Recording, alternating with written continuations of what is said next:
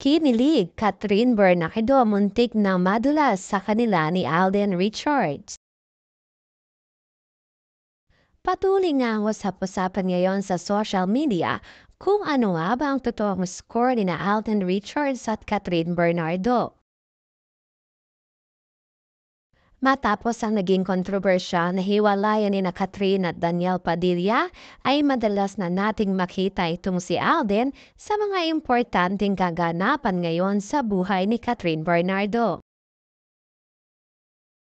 Napakaraming fanay naman ng dalawa ang sadyang maasa na mapunta na talaga ito sa isang napakagandang relasyon.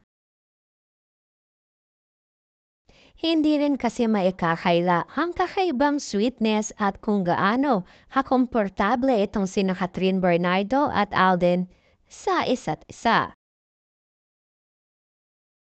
Never pa nga di umanong nakita ng mga fans ni Catherine kung gaano ka-genuine ang saya ngayon ng dalaga nang wala na si Daniel.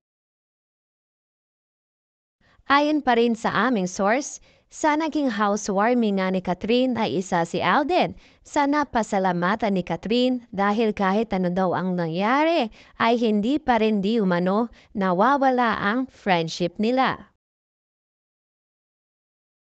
Isa sa pinaka-highlight sa event ay nang maraming kinigin dahil sa para ba muntik na madulas itong si Catherine kung ano na nga ba ang totoong estado at kung gaano ka-espesyal ngayon ang relasyon niya kay Alden Richards.